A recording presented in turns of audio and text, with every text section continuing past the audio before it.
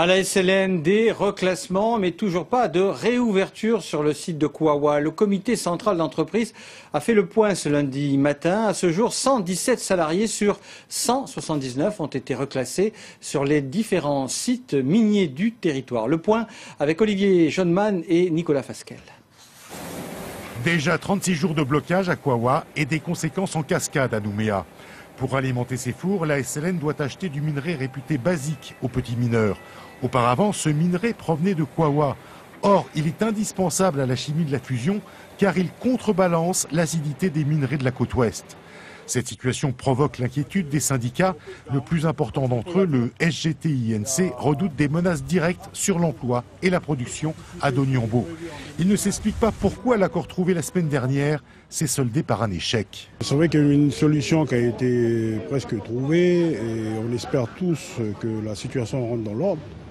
Maintenant, si sur ce dossier il y a encore des manquements, la difficulté c'est combien de temps les salariés pourront tenir et la SLN pourra tenir. Le coût du blocage de Kouawa s'élève déjà à 1,5 milliard de nos francs. Mais le préjudice pourrait à terme s'avérer beaucoup plus important car la production de Kouawa représente à elle seule 20% du total.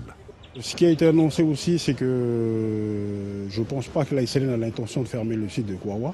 Ce qui est critique, c'est sur le long terme. C'est sur le long terme où on va devoir tout réajuster, remettre en état un peu les plans et revoir un peu les priorités de gisement. La SLN n'a pas de solution de remplacement pour Kouawa. Il faut compter 17 à 20 ans pour ouvrir une nouvelle mine. C'est le cas des 3 nouveaux gisements dont l'entrée en production est au cœur du conflit qui oppose aujourd'hui la SLN aux jeunes de ce village minier. Actualité sociale avec la mise en place de la TGC. Elle sera effective d'ici 3 semaines. Le MEDEF-NC appelle toutes les entreprises et tous les commerçants à manifester demain, mardi, devant le gouvernement. On écoute Divi Bartra, le vice-président de la commission économie et fiscalité au MEDEF, au micro de Michel Bouillet. L'accord qui a été trouvé a été détricoté par le président Germain. Et aujourd'hui, on constate, au travers évidemment des documents et des informations qu'on a pu avoir, que demain, il entend soutenir un autre projet de réglementation des prix et des marges que le nôtre, c'est-à-dire, à quelques exceptions près, le projet que nous avions dénoncé.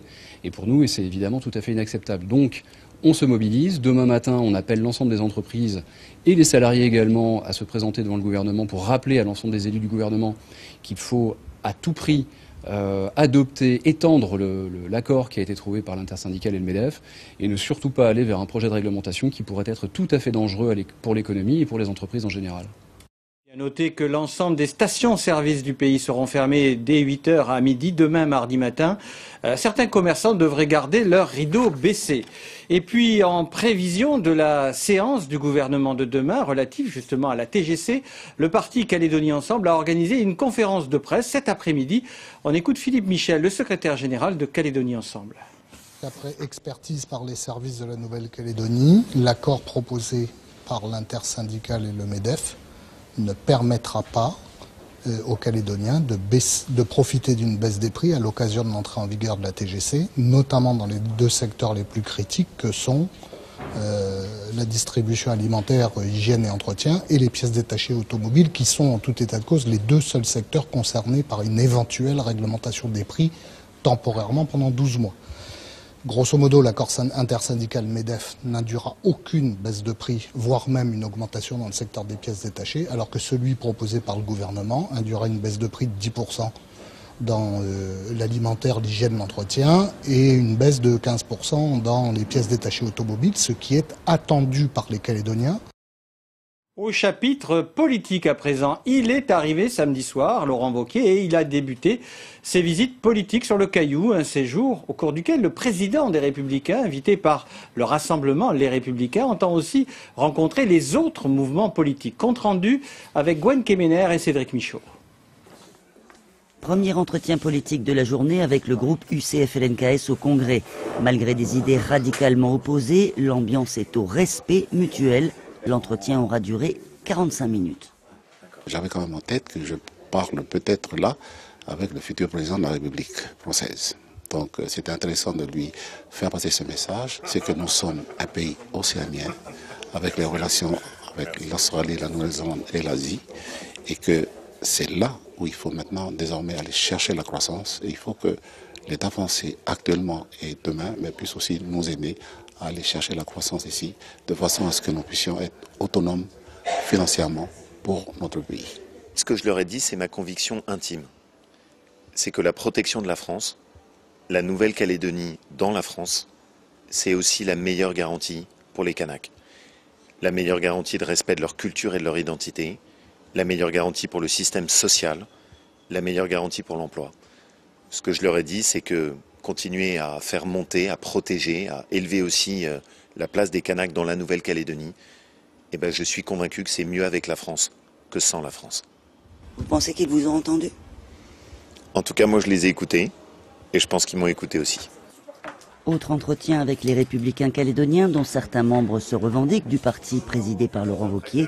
La formation de Sonia Backès a annoncé clairement sa volonté de changement de politique locale. Ce qu'on lui a dit, c'est que c'était très important pour nous que le président de la droite française vienne s'exprimer pour dire qu'il veut que la Nouvelle-Calédonie reste française, sans ambiguïté, sans demi-mot. Les choses étaient très claires. Donc on a voulu aussi réaffirmer notre souhait d'être soutenu pour qu'en Nouvelle-Calédonie se mette en place une politique économique de droite. Je crois que là-dessus, ils partagent notre opinion, et donc de préparer au mieux les prochaines échéances, le référendum bien sûr, mais aussi celle de mai 2019, pour qu'on puisse enfin avoir un changement en Nouvelle-Calédonie dans l'intérêt des Calédoniens. Lors de ce séjour, de nouveaux entretiens sont prévus avec les autres formations politiques. Mercredi soir, Laurent Wauquiez tiendra une réunion publique au Château Royal à 18 h avant de s'envoler le lendemain soir. 5 jours pour prendre le pouls de la réalité calédonienne. Aux assises, l'ouverture ce lundi du procès d'Ivéric Nibékan. En décembre 2016, il a blessé mortellement Ramon Noraro et gravement 2 autres personnes de la tribu de Saint-Louis. Jugé pour meurtre et tentative de meurtre, il encourt une peine de 30 ans de réclusion criminelle. Résumé du premier des 3 jours du procès, Éric Dufour et Claude Lindor. Chaude fin d'année 2016 à la tribu de Saint-Louis. Sur les barrages de la route du Sud, Ramon Noraro, considéré comme le meneur des exactions. Il reproche à Ivéric Nibékan de ne pas être présent sur les barrages et il le soupçonne d'être un indique de la gendarmerie. Incendies et bagarres se succèdent, mais un de ces accrochages dérape. Ramon Noraro est tué d'un coup de fusil tiré par Ivéric Nibékan. La cour d'assises cherche à mieux comprendre les circonstances du drame pour juger ce multirécidiviste de 29 ans qui risque 30 ans de prison. Mais les témoignages sont confus, voire contradictoires. Combien de tirs, combien de tireurs et qui visait qui? Dans le box des accusés, Ivéric Nibékan, tête baissée, écoute froidement le déroulement de son procès. Ce père d'une petite fille, doué, dit-on, d'un talent de dessinateur, condamné 19 fois en 10 ans, répondra 7 fois d'un meurtre et de 2 tentatives de meurtre.